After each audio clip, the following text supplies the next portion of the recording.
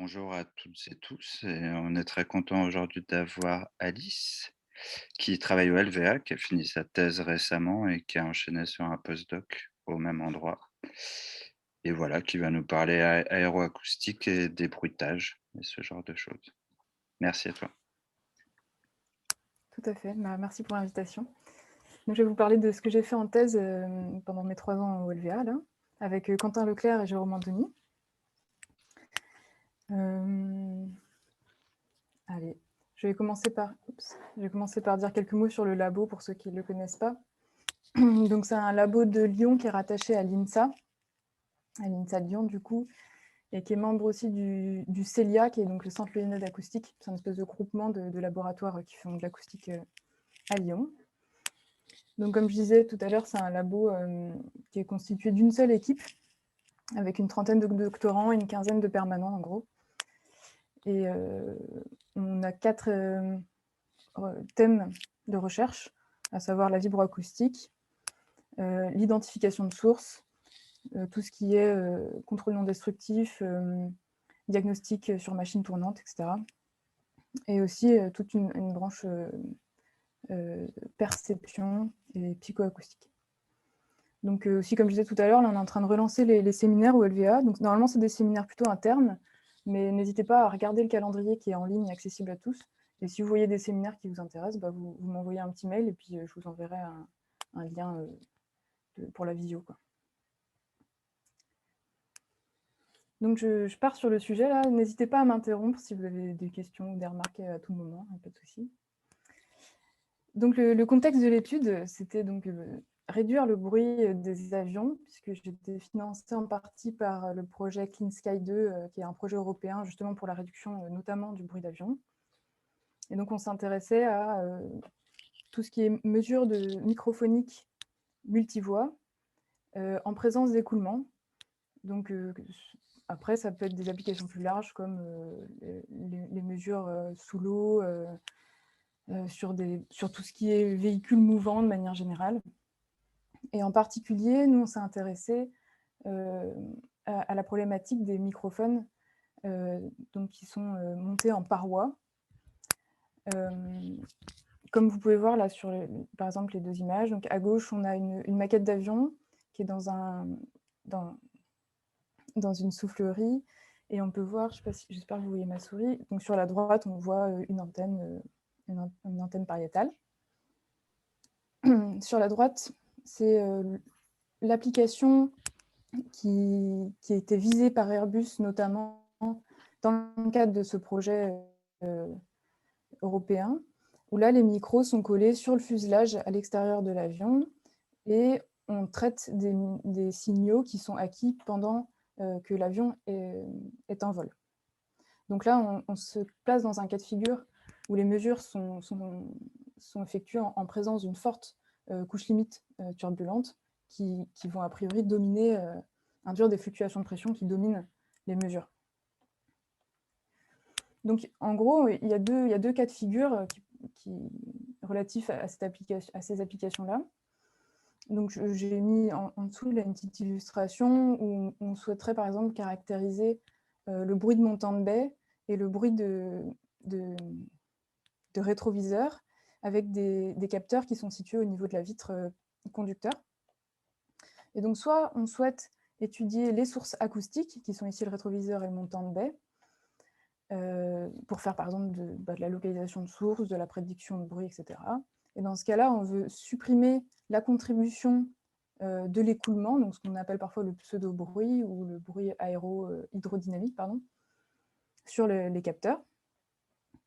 Et le deuxième cas de figure, c'est à l'inverse, on veut uniquement connaître l'effet du bruit hydrodynamique pour faire par exemple de la prédiction d'excitation vibroacoustique ou de la prédiction de rayonnement de bruit en cabine. Et dans ce cas-là, on n'est pas intéressé par le bruit du rétroviseur. Bon, là, en l'occurrence, on peut l'enlever, mais le montant de baie, par exemple, on ne peut pas l'enlever. Donc voilà, le but global du travail, c'est de séparer la contribution des sources acoustiques de la contribution hydrodynamique, donc de la couche limite turbulente. Donc si on parle du projet sur avion, là, Le but, c'est de caractériser les sources qui peuvent être, par exemple, j'ai représenté ici le bruit de bord d'attaque, le bruit de bord de fuite, le bruit de moteur, par exemple, ça peut être nos sources acoustiques. Donc dans ce cas-là, on se base vraiment sur des sources quelconques. Elles peuvent être, donc j'ai mis compactes ou étendues, et avec un contenu fréquentiel très variable, soit tonal, soit large bande, et on s'intéresse à tout le domaine de l'audible. Et concernant l'écoulement, voilà, on s'intéresse à des nombres de Mach qui vont jusqu'à 0,85.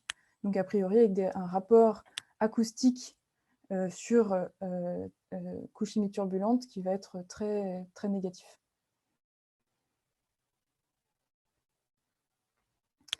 Voilà. Donc, pour ma présentation, là, je vais d'abord parler rapidement de ce qui existe déjà dans la littérature, un peu les limites de ce qui existe actuellement. Ensuite, je vous parlerai de la méthode que j'ai développée là, pendant la thèse, et puis je vous montrerai quelques applications donc, sur ce fameux cas d'avion en vol. Donc, on est parti sur une séparation effectuée sur des matrices interspectrales, principalement. Donc, je rappelle juste ici ce que c'est la matrice interspectrale. Donc, si on part d'une antenne de microphone, on va obtenir par exemple M signaux microphoniques de pression à chaque fréquence. On calcule la matrice interspectrale en utilisant cette équation, l'équation au centre, et ça veut dire qu'on va obtenir une matrice interspectrale à chaque fréquence, de taille M par M, où M c'est mon nombre de micros. Et donc ces matrices-là, en fait, c'est la transformée de Fourier de la matrice de corrélation. Donc ça veut dire que ce qu'on appelle les interspectres vont représenter la corrélation entre deux microphones, et ce qu'on appelle les autospectres sur la diagonale de chaque matrice interspectrale représente simplement l'énergie du signal.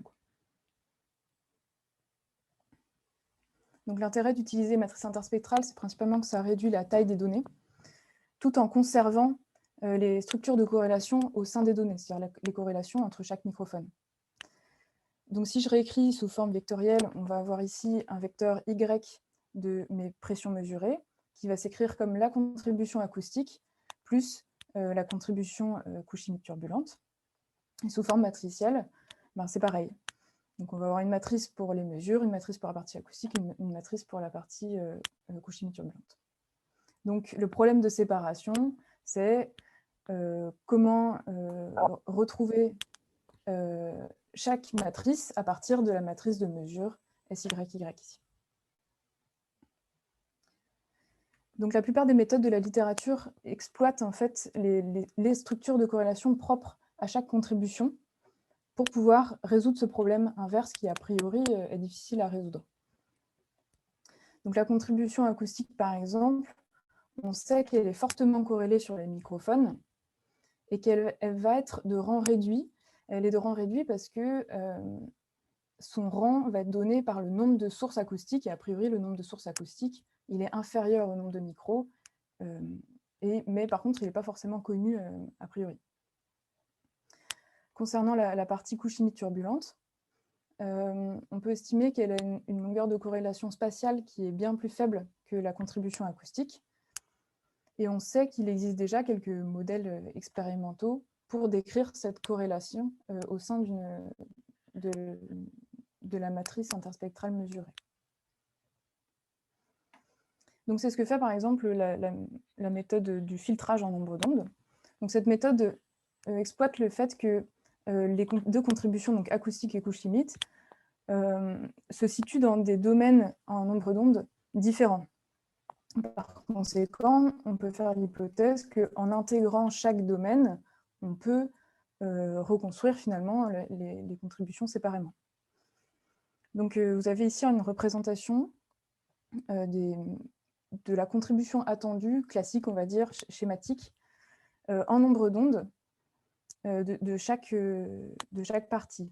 Donc, a priori, la contribution acoustique se situe dans un cercle ici, donné par les équations 2.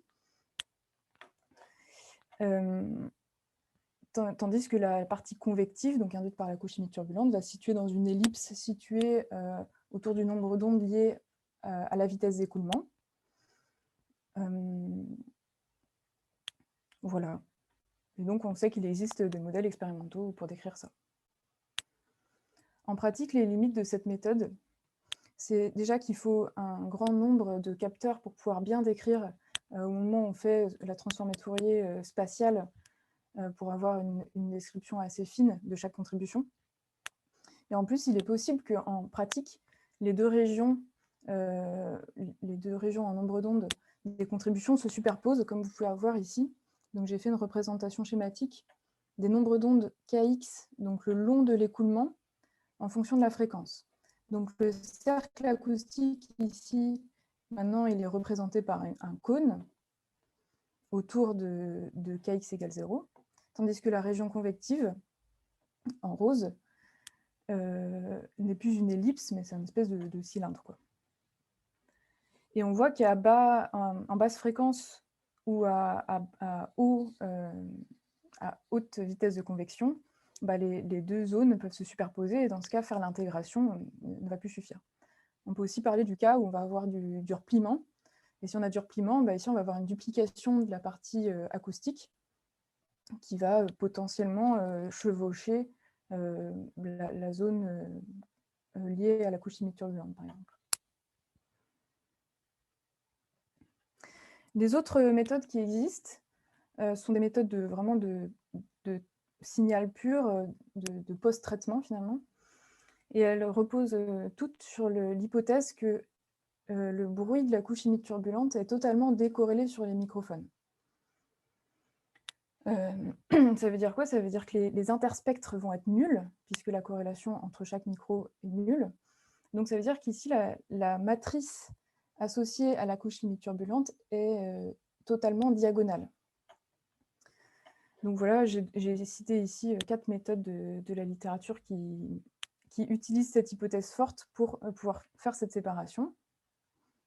Et donc forcément, cette hypothèse étant forte et fausse, notamment à basse fréquence, on se retrouve avec des limites, des performances assez limitées.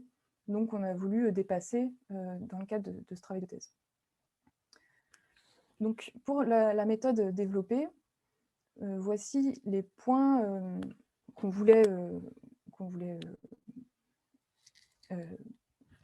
qui doivent être pris en compte dans la méthode.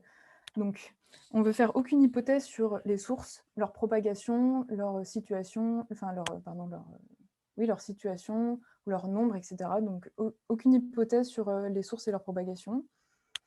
On veut améliorer forcément les performances des méthodes de la littérature.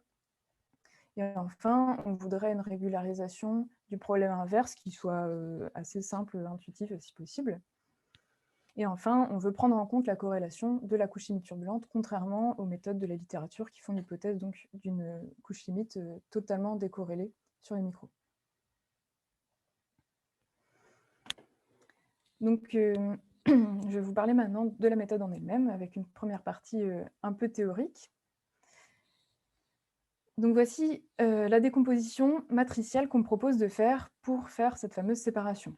Donc on part toujours d'une matrice interspectrale des mesures, ici SYY, qu'on voudrait écrire comme la contribution acoustique, SAA, la contribution couche chimique turbulente, SNN, et on a également ajouté un bruit décorrélé qui voudrait traduire en fait tout ce qui est bruit ambiant, bruit électronique, bureau de mesure, mais aussi toutes les erreurs de modèle. En gros, tout ce qui ne va pas dans ces contributions-là ira là-dedans.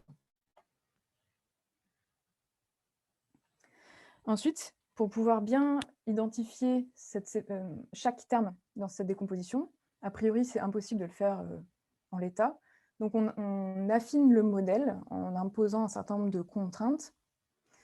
Donc, la première contrainte qu'on impose, c'est qu'on veut que la matrice interspectrale de la partie acoustique s'écrive comme ça, donc comme étant une matrice rectangulaire fois une petite matrice carrée fois une matrice rectangulaire.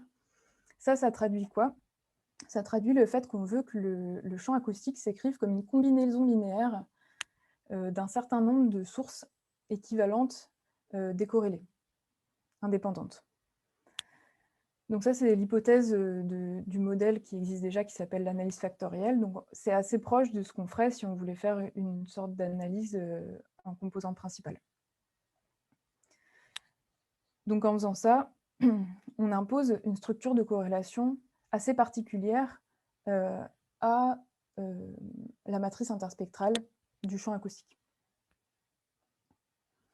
La deuxième contrainte qu'on impose, elle est sur la matrice de la couche chimique turbulente. Donc cette fois-ci, cette matrice, on va l'écrire comme un terme d'amplitude, ici, P carré, qui est donc un scalaire, fois une autre matrice qui décrit la corrélation de la couche chimique turbulente. Donc cette corrélation, elle peut être donnée soit par une précédente mesure de l'écoulement, par exemple, soit par un calcul numérique de mécanique des fluides, par exemple, ou par un modèle empirique de la littérature. Enfin, concernant la dernière matrice, ici, S epsilon epsilon, on fait l'hypothèse qu'elle elle décrit uniquement le bruit totalement décorrélé. Donc, on va l'écrire comme une matrice diagonale. Comme je disais tout à l'heure, ça veut dire que les interspectres sont nuls, on ne s'intéresse qu'aux autospectres, qui vont être non nuls.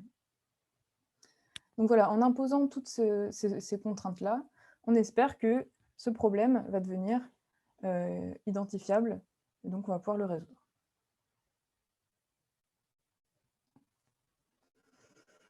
Donc finalement, tout ce que je viens de décrire là va donner un modèle paramétrique, m de θ, avec θ, chaque inconnu de notre problème. Donc si je reviens en arrière, les inconnus de notre problème, ça va être L, SCC, L, l'amplitude ici de la matrice de la couche chimique turbulente, etc. Donc tous ces inconnus-là vont dans un modèle paramétrique m de θ, et notre objectif, c'est d'identifier tous ces paramètres-là, θ, de manière à décrire au mieux nos données de mesure. Donc comme ce problème il reste mal posé, on choisit une approche d'inférence bayésienne pour pouvoir le régulariser. Donc je vais faire une parenthèse sur l'approche bayésienne, en commençant par décrire ce qui n'est pas bayésien. Donc là à gauche, un exemple de régression linéaire en non bayésien. Donc si on fait une régression linéaire sur les triangles ici, on va avoir une ordonnée à l'origine et un paramètre de pente, A et B. Tandis que si on travaille en bayésien, on va s'intéresser à toutes les familles de pentes et toutes les familles d'ordonnées à l'origine possibles, avec une probabilité associée à chaque paramètre. Dans ce cas, le problème va s'écrire comme celui-ci, avec les pentes distribuées selon une densité de probabilité donnée et les ordonnées à l'origine aussi. Si à la fin, on veut garder uniquement un paramètre A et B, on va prendre par exemple la moyenne ou le mode de cette distribution.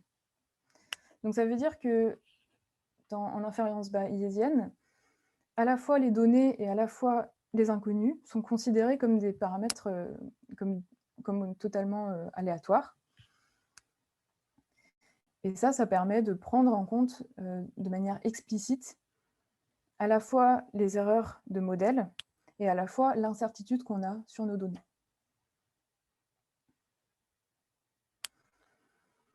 Ensuite, comment on peut faire de l'inférence sur nos données à partir d'un jeu d'hypothèses? Donc dans notre cas, ce qu'on appelle hypothèse, en fait, c'est les paramètres qu'on cherche à identifier. Donc comment on fait ça? On utilise cette formule de Bayes. Dans cette formule de Bayes, on a en bleu la vraisemblance, qui donne en fait quelle est la probabilité d'un jeu de données étant donné notre modèle. Et donc cette probabilité-là, bleue, a priori, on connaît son expression analytique. Donc je note les probabilités entre crochets. Et le pipe là indique qu'on est conditionné, donc ici par exemple au paramètre. Ensuite, dans cette formule de Bayes, on a aussi la probabilité des paramètres, qu'on appelle la prieure. Donc ça explique, ça donne la probabilité de chaque paramètre avant d'avoir fait la mesure. Donc ça, c'est des densités de probabilité qui sont choisies par l'utilisateur. En l'occurrence, ici, c'est moi qui ai choisi mes prieurs. Donc ça peut être fait soit en fonction d'une connaissance qu'on a a priori. Si on prend l'exemple de la couche limite turbulente, je peux utiliser une expérience que j'ai fait auparavant de mon écoulement. Je peux utiliser donc un calcul CFD, un modèle empirique, etc. Ensuite, en noir, ici, on a la probabilité des données. Donc, dans notre cas, comme ça ne dépend pas des paramètres, ça ne dépend pas des inconnus, on considère que c'est une constante dans le problème. Et finalement, la densité de probabilité la plus importante pour nous, c'est la verte, qui est donc la postérieure, qui est la probabilité des paramètres pour un jeu de données mesurées données. Donc ça, c'est la probabilité qu'on veut maximiser. Ça veut dire qu'en fait, on veut trouver le jeu de paramètres qui a la plus forte probabilité considérant les mesures qu'on a faites. Donc notre problème inverse va s'écrire comme dans l'encadré. Là, on cherche à maximiser, on cherche à trouver le jeu de paramètres qui maximise cette postérieure verte là. Et en utilisant la formule de Bayes, c'est équivalent à maximiser la vraisemblance fois les prieurs. Donc la vraisemblance, on connaît son expression analytique. Les prieurs, on connaît aussi puisqu'on les a choisis par nous-mêmes. Donc a priori, on connaît tous les éléments de cette fonction coût. Si je résume l'approche bayésienne, donc on commence par designer un modèle paramétrique, donc ça c'est ce qu'on a fait en tout premier. Ensuite, on choisit des prieurs sur chaque paramètre, donc, qui vont en fait traduire notre connaissance, notre niveau de connaissance a priori de chaque paramètre qu'on cherche à déterminer. On fait les mesures, donc on observe les données. On calcule la postérieure, donc la probabilité de chaque paramètre en fonction des données qu'on a eues. On répète pour plusieurs jeux de paramètres, et finalement, on regarde quel est le jeu de paramètres qui décrit au mieux nos données. Donc, de cette façon, on a eu un modèle paramétrique qui est assez restrictif et un choix de prieur qui est également assez restrictif pour qu'à la fin, le problème soit régularisé. Encore une planche qui résume l'approche. Donc, l'approche, on l'a appelée FACOR pour Factor Analysis avec bruit de couche limite corrélée. Donc, je redis encore un peu la même chose, mais on a choisi nos prieurs, on a choisi notre modèle paramétrique, ensuite on calcule la postérieure, enfin on trouve le maximum de cette postérieure, donc finalement le jeu de paramètres qui décrit au mieux nos données, et finalement on peut faire la décomposition matricielle à partir de ces paramètres. Donc ici vous avez une illustration d'une décomposition qui vient des données en vol, là. Donc on peut voir la matrice, tout à gauche la matrice mesurée, qui est donc fortement avec une diagonale forte ici, qui est liée donc, notamment à l'écoulement, au bruit de l'écoulement. Ensuite, on voit la matrice interspectrale acoustique avec sa propre structure de corrélation. La matrice interspectrale liée à la couche chimique turbulente, qui a également une structure de corrélation assez particulière. Le bruit totalement décorrélé, qui est donc lui purement diagonal. Et enfin, une matrice de résidus, tout à droite, qu'on espère le plus faible possible, puisque ces résidus-là en fait, traduisent tout ce qui n'a pas été correctement identifié par le modèle. Donc, dans toute cette étape, la partie la plus délicate, c'est l'estimation de la postérieure. Parce que comme je vous disais, on connaît l'a priori, on connaît la vraisemblance, mais ça ne veut pas dire que le produit des deux va donner une densité de probabilité connue explicitement.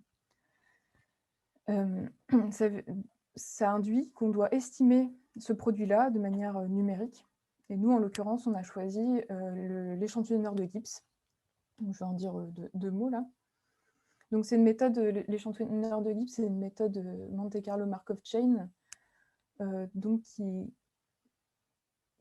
comment dire, qui va estimer des paramètres de manière itérative en parcourant l'ensemble de la postérieure donc recherchée de manière biaisée. Et c'est ce qui est illustré ici par la figure de droite. Donc c'est le genre de chaîne qu'on obtient après avoir fait ce fameux échantillonneur de l'éclipse.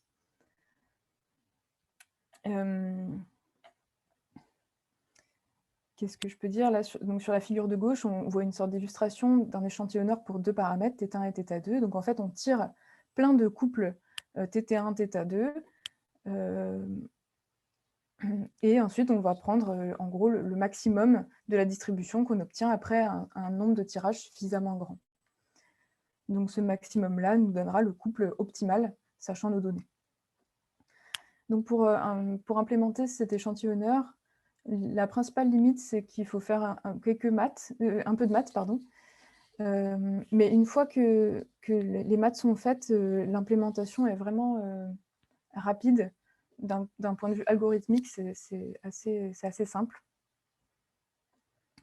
Le gros avantage de cette approche, c'est que c'est une méthode d'optimisation globale avec une contrepartie qui est que son coût numérique peut être un petit peu élevé. Bon là, pour les applications que j'ai faites, on parle de 2 minutes maximum par ligne de fréquence pour des antennes de micros d'une centaine de micros, quoi. Donc c'est pas non plus c'est pas exorbitant.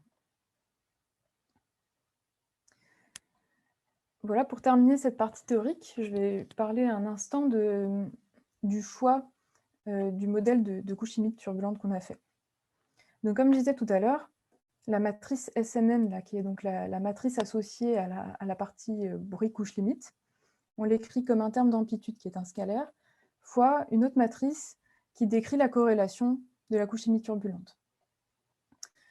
Donc cette corrélation, nous, on a choisi de la décrire avec un modèle empirique de la littérature. Donc à savoir, on a choisi le modèle de Korkos, qui est donné ici en équation 5. Donc ce modèle, il décrit une corrélation qui décroît exponentiellement avec l'espacement intermicrophonique, donc donné ici par X et Y. Dans ce modèle-là, on a 3 paramètres physiques à régler, qui sont la vitesse de convection, UC, et les décroissances de cohérence dans les directions X, donc ici X c'est la direction de l'écoulement, et Y, donc perpendiculaire à l'axe de l'écoulement.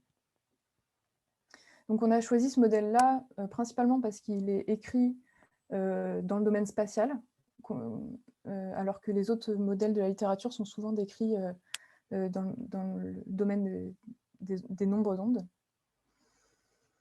Il y a peu de paramètres physiques à régler, seulement 3, ce qui est assez faible aussi comparé aux autres modèles. Et a priori, c'est un modèle qui quand même décrit plutôt bien la contribution couche limite, avec néanmoins quelques limites, à savoir, a priori, c'est pas très physique de considérer que la décroissance de cohérence suivant X et suivant Y sont totalement découplées. Et on sait également que cette approche-là, elle a tendance à sous-estimer un peu les nombres d'ondes. En plus, comme notre terme d'amplitude P carré est un scalaire, bah, ça veut dire que si notre amplitude en pratique varie légèrement le long de l'antenne, bah, ce sera potentiellement pas pris en compte. Pour dépasser les limites que je viens d'énoncer, en fait, on se rend compte que l'approche bayésienne est capable de dépasser ces limites-là, pour une raison que je vais expliquer. En fait, ce modèle de Korkos-là, il n'est choisi que a priori, c'est-à-dire sans observer les données. C'est-à-dire qu'on pense a priori que notre contribution couche limite va être décrite par quelque chose qui ressemble à un modèle de Korkos. Donc ça décrit la prieure, la probabilité a priori sur nos paramètres. Mais en pratique, comme je disais tout à l'heure, l'estimation complète de la matrice associée à la couche chimique turbulente, elle est faite à partir de la postérieure. Donc ici, c'est SNN sachant tous les autres paramètres et les données. Donc ça s'écrit comme la prieure fois la vraisemblance. La prieure, comme je disais tout à l'heure, c'est le modèle de Corcos, mais par contre, la vraisemblance, elle décrit en fait une certaine probabilité qui prend en compte les données. Donc ça veut dire que ce qu'on va inférer à la fin, pour la partie couche chimie-turbulente, va dépendre à la fois de notre idée a priori qu'on avait, donc, qui est le modèle de Corcos, mais aussi de ce qu'on a effectivement mesuré. Donc concrètement, ça veut dire qu'on va inférer une contribution couche chimie-turbulente qui ressemble à un Corcos, mais qui va être corrigée à partir pour mieux coller à nos données. Donc à la fin, on ne suit pas exactement ce modèle-là, donc ça va nous autoriser à dévier légèrement de ce modèle qui est un petit peu limité. Donc ça, c'est une des grosses forces, je pense, de cette approche. Voilà, fin de la partie théorique. Je vais maintenant montrer quelques validations qu'on a fait en soufflerie. Donc, c'est des mesures qu'on a faites toujours dans le cadre du projet européen, dans une petite soufflerie. Enfin, je dis petite parce que la section, elle fait 25 par 50 cm. C'est une soufflerie qui est située au LMFA. Donc, dans le sol de cette soufflerie, on a mis une antenne de 76 MEMS, distribuée comme ça en étoiles, comme vous pouvez voir à droite. Et dans le toit de la soufflerie, on a mis un monopôle et un dipôle. Sur cette configuration-là, on a fait 3 mesures différentes. La première mesure, c'est une mesure avec uniquement les sources, donc sans écoulement, qu'on appelle la configuration A pour acoustique, qui va nous donner en fait la référence de la contribution acoustique qu'on cherche à identifier. Ensuite, on a fait une mesure avec l'écoulement seul. Donc en l'occurrence, c'était un écoulement à 30 mètres par seconde ici. Et donc, il nous donnera la référence de la partie couche chimie turbulente qu'on cherche à identifier. Et enfin, on a fait une mesure source plus écoulement, qui est donc la mesure sur laquelle on souhaite tester notre algorithme de séparation.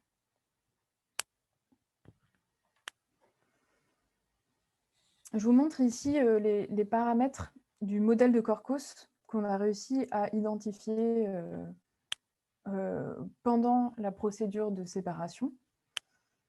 Donc, comme je disais, dans le modèle de Corcos, on a 3 paramètres physiques qui sont la vitesse de convection et les taux de décroissance de cohérence suivant X et Y. Donc là, en l'occurrence, je les ai plutôt tracés en termes de longueur de corrélation spatiale suivant X et longueur de corrélation spatiale suivant Y, en utilisant cette formule. Voilà, ce qu'on peut dire de ça, c'est qu'a priori, on retrouve des décroissances classiques qui sont conformes à ce qu'on trouve dans la littérature. Ce qu'on peut voir aussi, c'est que la variance des paramètres, c'est-à-dire oui, c'est ça, la variance des paramètres commence à augmenter à partir d'une certaine fréquence. Et ça, c'est lié au fait qu'en fait, on cherche à identifier des paramètres de couche limite avec une antenne qui, a priori, n'est pas du tout faite pour, puisque c'est une antenne qui est, donc je peux vous la remontrer, c'est une antenne avec des espacements intermicrophoniques assez élevés, puisque à la base, elle est designée pour faire de l'imagerie acoustique. Donc, en gros, on a des espacements intermicrophoniques qui vont de 2 mm au centre à 30 cm, qui est donc la largeur de l'antenne. Donc voilà, c'est pour ça qu'à assez haute fréquence, on commence à avoir une assez forte incertitude sur l'identification de nos paramètres couche chimie turbulente, puisque l'antenne, elle n'est pas vraiment faite pour quoi. Alors maintenant, on peut regarder ce qu'on obtient en termes de autospectre acoustique. Donc en gros, c'est quels sont les niveaux de la partie acoustique qu'on arrive à identifier. Donc sur cette courbe en haut, là, la courbe grise, ça nous donne l'autospectre moyenné sur tous les micros pour la configuration acoustique plus écoulement. Donc c'est ce qu'on cherche à débruiter finalement. En noir, on a l'autospectre de la contribution acoustique uniquement, donc on a mesuré également. En trétier rouge, on a une méthode de la littérature, donc là on peut voir que c'est une méthode qui offre une bonne réduction de quasiment 10 dB, mais qui ne permet pas de recoller tout à fait à l'objectif qui est donc la courbe noire. En bleu, on a la méthode qui a été développée, donc EFACOR. Donc on peut voir qu'on recolle assez bien à partir de 2000 Hz. En dessous de 2000 Hz, c'est un peu plus difficile, principalement parce que il se trouve qu'on s'est rendu compte après coup que l'écoulement induit une baisse de niveau sur les sources. C'est-à-dire que comme les sources sont des haut-parleurs qui sont affleurants quasiment à l'écoulement, on pense qu'il y a eu un changement d'impédance, notamment dans la cavité située derrière le haut-parleur, et qui fait qu'en dessous de 1000 Hz, en réalité, les sources ne rayonnent pas tout à fait comme la courbe noire, mais on ne sait pas du coup exactement comment elles rayonnent. Donc c'est assez dur d'interpréter cette zone-là en fréquence. Enfin, la courbe violette, je l'ai mise un peu à titre indicatif, mais c'est ce qu'on obtient, c'est les autospectres acoustiques qu'on arrive à reconstruire quand on ne prend pas en compte la corrélation de la couche chimique turbulente, c'est-à-dire quand on se situe finalement dans le cas de la littérature où on considère la couche chimique turbulente totalement décorrélée. Donc on peut voir quand même que la prise en compte de la corrélation de la couche chimique turbulente, a priori, permet quand même de gagner pas mal sur le débruitage, notamment à très basse fréquence, où la couche chimique turbulente est effectivement corrélée, et donc où l'hypothèse de couche chimique turbulente décorrélée ne tient plus, quoi. Voilà. En dessous, c'est les courbes d'erreurs de reconstruction, donc pour les mêmes méthodes. Donc on peut voir pareil que la méthode EFACOR, elle est plutôt en dessous des autres. Voilà. Maintenant, pour pouvoir évaluer le débruitage, non pas en termes d'autospectre, mais en termes d'interspectre, c'est-à-dire comment on a réussi à débruiter finalement les éléments extra-diagonaux de notre fameuse matrice interspectrale, on peut regarder des courbes, des quartos de nombre d'ondes en fonction de la fréquence. Donc là, c'est le nombre d'ondes Kx le long de l'écoulement en fonction de la fréquence, obtenu par un beamforming en ondes planes. Donc tout à gauche pour la mesure totale, c'est-à-dire acoustique plus couche chimique turbulente. Au centre, la mesure acoustique seule, et à droite, la mesure écoulement seul. Donc comme je vous disais tout à l'heure, on peut voir que, a priori, en dessous de 2 Hz, là, on n'a pas tout à fait, la mesure totale ici n'est pas tout à fait la somme de la partie acoustique et de la partie écoulement. On voit que la partie acoustique est impactée. Et donc là, je vous montre les résultats de la méthode EFACOR. Donc tout à droite, on voit la partie couche chimique turbulente qu'on arrivait à identifier. Donc a priori, ça ressemble quand même pas mal à ce qu'on cherchait à identifier, à l'objectif finalement. Au centre, la partie acoustique, sur laquelle on est assez satisfait d'avoir totalement enlevé la tâche associée à l'écoulement. Et tout à gauche, on a les résidus, donc ils sont plutôt faibles, parce que là, on a une dynamique seulement de 10 dB comparée aux autres cartes. Donc le fait que les résidus soient faibles, bah, ça traduit a priori une bonne description des données par le modèle qu'on a choisi. Donc c'est plutôt bon signe. Voilà. Maintenant, on peut essayer de faire appliquer cette méthode de séparation donc, aux données en vol. Donc, comme je disais tout à l'heure, ce sont des microphones collés sur le fuselage d'un A350 en vol. Donc l'avion, il est dans une condition de vol croisière classique, donc à Mach 0,85. Et on a accès à deux configurations de mesure. La première, c'est une configuration où les moteurs sont à fort régime moteur. Et une deuxième configuration où les moteurs sont quasiment coupés, donc on appelle le régime idle. Et comme le but de ces mesures-là, c'est notamment d'identifier le bruit de jet, je ne sais pas si ça se voit bien, mais en fait, comment dire, Cette antenne-là, elle est située en fait derrière l'aile, et sur l'aile est situé le moteur. Donc l'antenne, elle est positionnée exactement à un endroit où on va caractériser au mieux le bruit de jet qui impacte le fuselage et qui notamment fait du bruit dans la cabine. Donc le but d'Airbus, c'était vraiment de comprendre ce qui se passe dans le jet, etc. Et notamment de pouvoir aussi faire de la réduction de bruit en cabine. Et donc, pour la configuration à fort régime moteur, on va considérer que c'est notre cas où les sources acoustiques sont actives, tandis que le cas idle où le moteur est quasiment coupé, bah, on considère que les sources acoustiques dominantes ne sont plus actives. Donc, c'est ce qui va être notre mesure de référence du bruit uniquement couche limite turbulente. Voilà.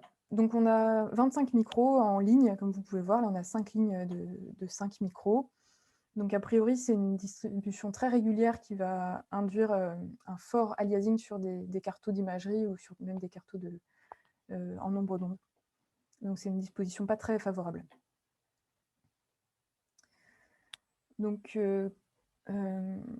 là, on se situe dans un cas de figure qui est vraiment même très défavorable, puisqu'on a comparé à tout à l'heure en soufflerie fermée, là, on avait un nombre de Mach à 0,088, là, on est à 0,85.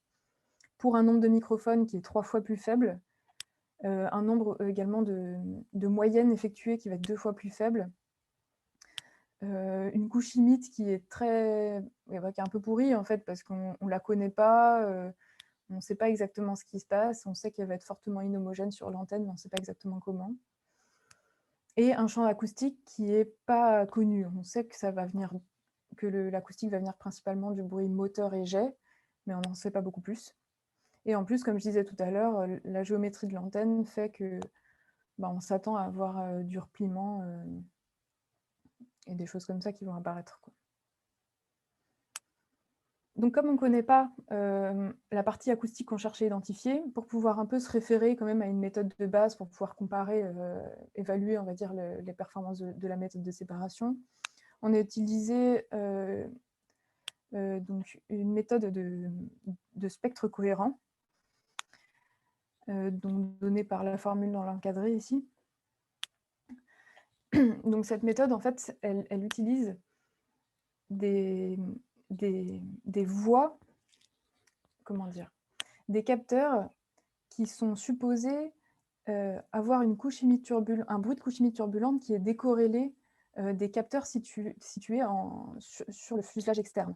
Donc en l'occurrence, là, c'était 6 accéléromètres et 9 microphones qui étaient placés dans la cabine. Donc voilà, en faisant l'hypothèse que ces capteurs-là sont impactés de manière différente par la couche humide turbulente, on va pouvoir extraire la partie acoustique en faisant donc cette approche de spectre cohérent. Donc on va utiliser cette méthode de la littérature comme étant une référence pour identifier le champ acoustique. Même si on sait que cette méthode-là, elle a quand même un certain nombre de limites également. Donc, comme tout à l'heure, je vous montre d'abord les paramètres de couche, les limites qu'on a identifiées avec l'approche. Donc, toujours vitesse d'écoulement et longueur de corrélation le long de l'écoulement et de manière transversale à l'écoulement. Donc, comme tout à l'heure, dès qu'on monte un peu en fréquence, pour les mêmes raisons, on a une identification des paramètres qui devient assez fluctuante. Donc, c'est toujours lié au fait que là, on a une antenne qui est avec des espacements intermicrophoniques très forts. Voilà. Donc, comme tout à l'heure, on peut également regarder les autospectres moyennés sur l'ensemble de l'antenne, donc pour avoir une idée du taux de débruitage finalement qu'on obtient. Donc, en gris, on a la mesure totale, donc ça veut dire la mesure en régime de croisière, donc non pas, pardon, oui, en moteur allumé, on va dire, donc avec la partie acoustique et la partie couche humide turbulente. En noir, la méthode de référence donc, des spectres cohérents, qui nous donne un peu notre objectif de débruitage. Et donc en bleu, on a la méthode EFACOR, qui recolle plutôt bien en basse fréquence, excepté à très très basse fréquence, où a priori, soit le modèle de Corcos est trop limité. Oui, c'est sûrement ça la limite ici de la méthode. Et on peut voir aussi qu'à haute fréquence, on n'identifie plus de signal, hein, parce que là, notre courbe bleue, en fait, elle tombe à moins l'infini, puisqu'on a un dB. On n'identifie plus de signal acoustique. Et ça, c'est sûrement lié au fait que, comment dire, les sources dominantes acoustiques dans cette région-là, en fréquence, sont absentes. Donc je m'explique. En fait, dans la région 2,9 en fréquence normalisée, dans le jet, on a ce qu'on appelle un réseau de cellules de choc qui sont connues pour être très bruyantes. Donc c'est pour ça qu'on a un rapport ici acoustique sur couche semi-turbulente qui est assez favorable et donc qui nous permettent de faire un débruitage correct. Par contre, au-delà, ces sources acoustiques dominantes, donc liées à ces cellules de choc-là, sont absentes. Du coup, on n'identifie plus tellement de parties acoustiques. Une deuxième limite aussi qui explique pourquoi on n'identifie plus rien sur cette gamme de fréquences-là, c'est que tout simplement notre antenne, elle est limitée par son espacement intermicrophonique qui devient trop grand pour ces gammes de fréquences. Voilà. Donc comme tout à l'heure, on peut regarder l'écarto nombre d'ondes suivant x en fonction de la fréquence. Donc tout à droite, on observe la mesure totale. Donc j'ai moteur allumé à pleine puissance. Donc les bandes parallèles ici sont la région, sont la zone induite par l'écoulement. Et j'ai tracé en trétier ici ce qu'on attend être la zone acoustique. Au centre, on a la configuration idle, donc avec les moteurs quasiment coupés. Donc là, on n'a quasiment plus d'acoustique dans ce fameux cône acoustique. On n'a plus que les bandes liées à l'écoulement. Et tout à gauche, on a la méthode de référence qui nous permet donc de mieux visualiser la partie acoustique. Mais on voit un peu les limites de cette méthode-là, puisqu'on a toujours une trace de la partie couche limite.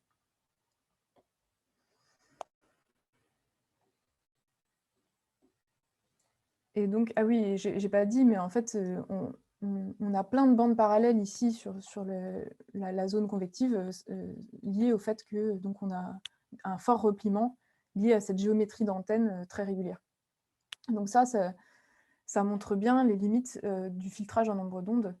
Comme je disais en introduction de cette présentation, ici, c'est un cas typique où cette méthode de la littérature ne peut pas être utilisée.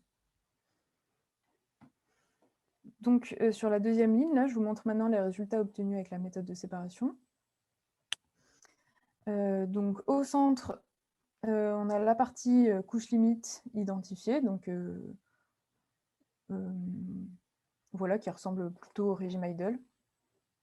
Tout à gauche, on a la partie acoustique, sur lesquelles on a réussi à supprimer une bonne partie de la contribution couche limite. Et tout à droite, on a les résidus, qui sont plutôt faibles, excepté à très basse fréquence, où donc on peut voir finalement un écart de... on peut supposer que le modèle couche limite turbulente ici est un peu limité à très basse fréquence. Voilà, donc je vais conclure cette présentation. Donc on a travaillé plutôt sur des matrices interspectrales avec une approche bayésienne, ce qui permet de régulariser un problème inverse de manière plutôt intuitive. Donc on a réussi à faire du débruitage sans aucune hypothèse de modèle de source acoustique. Et on a exploité une des principales forces de cette approche, qui est donc le fait que c'est une méthode d'optimisation globale. Donc comme je disais tout à l'heure, les principales limites, c'est les mathématiques et un petit peu les coûts numériques. Et également, j'ai mis le choix des prieurs peut être un peu délicat, demande un petit peu d'expertise, en particulier quand le problème est très très mal posé, ce qui était le cas par exemple pour l'application Airbus. Voilà, donc on obtient des performances assez satisfaisantes qui dépassent largement ce qu'on peut trouver dans la littérature. D'ailleurs, Airbus continue fortement de travailler sur cette approche-là, avec un doctorant actuellement, donc Nicolas Ojog, qui travaille toujours sur ces approches de débruitage. Voilà, qu'est-ce que j'ai mis d'autre? Voilà, on a réussi à identifier une partie couche chimique turbulente, tout en ayant assez peu d'idées a priori sur la forme qu'elle avait. Et notamment, on a montré également qu'on est capable d'identifier une couche chimique turbulente avec une antenne qui n'est pas du tout faite pour. Donc, en l'occurrence, on a utilisé des antennes designées normalement pour faire de l'imagerie acoustique, donc avec des forts espacements intermicrophoniques. Donc voilà. En perspective de ce travail-là, on pourrait donc modifier encore la résolution du problème inverse. Donc j'ai mis par exemple utiliser des méthodes variationnelles Bayes, Hamiltonian et MCMC, donc qui sont des variantes en fait de l'approche numérique qu'on a utilisée. On peut, en fait, comme c'est la force aussi de l'approche bayésienne, c'est que c'est ultra flexible. On peut vraiment utiliser n'importe quel modèle, donc ça veut dire qu'on peut aussi étendre ce modèle de séparation à l'infini.